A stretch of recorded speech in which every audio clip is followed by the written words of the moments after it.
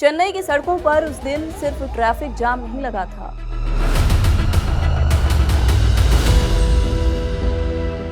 उस दिन सत्ता और सुपरस्टार की टक्कर हो रही थी।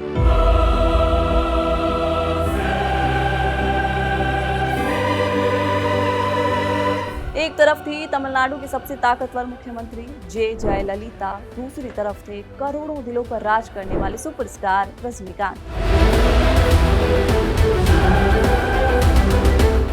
और मजे की बात ये थी कि दोनों आमने सामने नहीं थे, फिर भी उस दिन एक आदमी सड़क किनारे खड़े होकर सिगरेट पीते पीते ऐसी चिंगारी जला गया जिसने 5 साल बाद पूरी तमिलनाडु की राजनीति को राख कर दिया।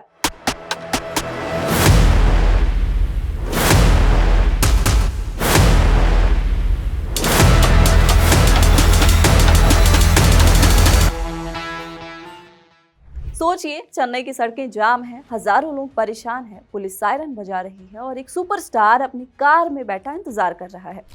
फिर उसे बताया जाता है कि सर, मुख्यमंत्री का काफिला निकलने तक कोई नहीं जा सकता, आधा घंटा लग सकता है। आधा घंटा। वो आदमी धीरे से कार का दरवाजा खोलता है, बाहर उतरता है, सड़क किनारे एक छोटी सी टपरी पर जाता है, सिगरेट खरीदता है और भीड़ के बीच खड़ा होकर धुएं के छल्ले उड़ाने लगता है। लोग पहचान जाते हैं, अरे ये तो रजनीकांत है। कुछ ही मिनटों में सड़क पर भीड़ उमड़ पड़ती। जिस मुख्यमंत्री के लिए ट्रैफिक रोका गया था, अब उसी सड़क पर एक अभिनेता की मौजूदगी ने हालात बेकाबू कर दिए थे। और फिर रजनी ने वो लाइन बोली जिसने पुलिस अफसर के चेहरे का रंग उड़ा दिया, मुझे कोई दिक्कत नहीं है, मैं भी मुख्यमंत्री साहिबा के निकलने का इंतजार कर लेता हूँ। उस दिन शायद किसी ने नहीं सोचा होगा कि सड़क किनारे खड़ा वही आदमी कुछ साल बाद सिर्फ एक बयान देकर तमिलनाडु की सबसे ताकतवर महिला नेता की कुर्सी छीन लेगा।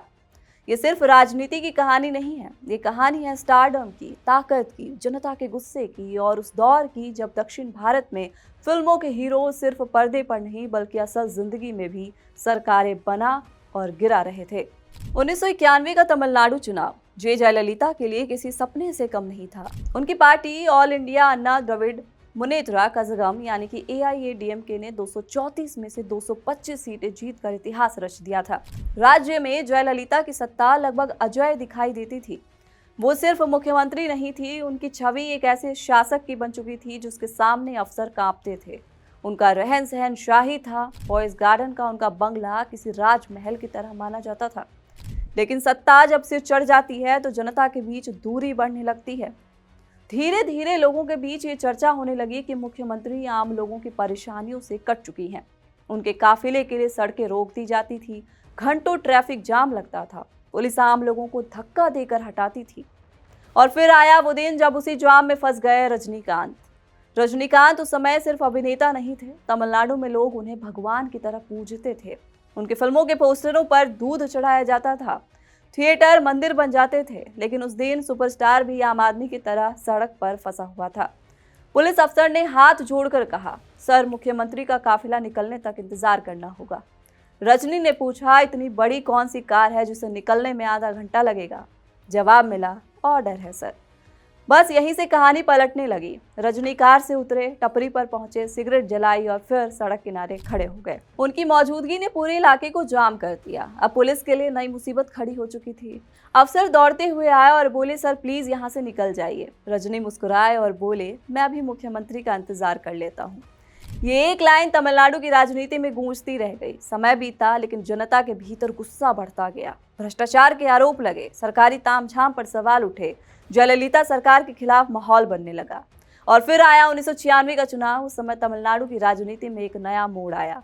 तमिल मानिला कांग्रेस यानी कि TMC बनी। इसके पीछे भी रजनीकांत की बड़ी भूमिका मानी जाती है। रजनी ने खुलकर द्रविड़ मुनेत्रा कज़गम यानी कि DMK और TMC गठबंधन का समर्थन किया। लेकिन असली विस्फोट तब हुआ जब उन्होंने मंच से एक ऐसी लाइन बोल दी जो तमिलनाडु की राजनीति की सबसे मशहूर चुनावी लाइनों में शामिल हो गई। अगर जयललिता दोबारा सत्ता में आई तो भगवान भी तमिलनाडु को नहीं बचा पाएगा। बस इतना सुनना था कि तमिल जनता ने फैसला कर लिया। 1991 में 225 सीटें जीतने वाली AIADMK 1996 में सिर्फ 4 सीटों पर सिमट गई। 4 सीटें। ये सिर्फ हार नहीं थी, ये राजनीतिक भूकंप था। सबसे बड़ा झटका ये था कि जे जयललिता खुद अपनी सीट तक नहीं बचा पाई। तमिलनाडु ने पहली बार देखा कि एक फिल्म स्टार की एक अपील चुनाव का पूरा गणित बदल सकती है। उस दिन नेताओं को समझ आ गया कि रजनीकांत सिर्फ अभिनेता नहीं है, वो एक भावना है। मजेदार बात यह है कि इतनी ताकत होने के बावजूद रजनीकांत खुद राजनीति में कभी पूरी तरीके से नहीं आए। लोग इंतजार करते रहे, पार्टियां उन्हें मनाती रही, फैंस चाहते थे कि वो मुख्यमंत्री बने, लेकिन रजनी हमेशा दूरी बनाकर चलते रहे। और कहानी का सबसे दिलचस्प मोड़ तो इसके बाद आया। जिस जयललिता को हराने में रजनी की बड़ी भूमिका मानी गई, उसी जयललिता के वो बाद में पड़ोसी बन गए। दोनों पोइस गार्डन इलाके में रहते थे। 2004 में रजनीकांत की बेटी ऐश्वर्या रजनीकांत की शादी थी। रजनी ने औपचारिकता निभाते हुए जयललिता को निमंत्रण भेजा। उन्हें लगा कि वो शायद नहीं आएंगी, लेकिन हुआ उल्टा। उसी दिन AIADMK के एक नेता के घर भी शादी थी। बताया जाता है कि जयललिता ने उस नेता से तारीख बदलने को कहा और खुद रजनी के घर शादी में पहुंची। यानी राजनीति की लड़ाई अपनी जगह थी, लेकिन निजी रिश्तों में कड़वाहट हमेशा नहीं रही। 2016 में जब जयललिता का निधन हुआ तो पूरा तमिलनाडु रो पड़ा। प्रार्थना सभा में पहुंचे रजनीकांत भावुक हो गए। उन्होंने कहा, 1996 में वो मेरी वजह से चुनाव हार गई थी, मैंने उन्हें दुख पहुंचाया, वो कोहिनूर का हीरा थी। ये सुनकर हर कोई हैरान था। जिस आदमी की एक लाइन ने कभी उनकी सत्ता छीन ली थी, वही आदमी आज उनकी तारीफ करते हुए पछतावा जता रहा था। यही तो रजनीकांत है। कभी सड़क किनारे खड़े होकर सत्ता को चुनौती दे देते हैं, तो कभी उसी विरोधी के लिए सम्मान से सिर झुका देते हैं। तमिलनाडु की राजनीति में कई नेता आए और गए, लेकिन एक सुपरस्टार आज भी ऐसा है जिसके सिर्फ टेढ़ी नजर से सरकारों की धड़कनें तेज हो जाती हैं। फिलहाल इस वीडियो में इतना ही। आप क्या सोचते हैं इस पूरे मामले पर कमेंट बॉक्स में जरूर बताएं। मैं थी आपके साथ सुप्रिया और कैमरे के पीछे थे हमारे साथी पंकज।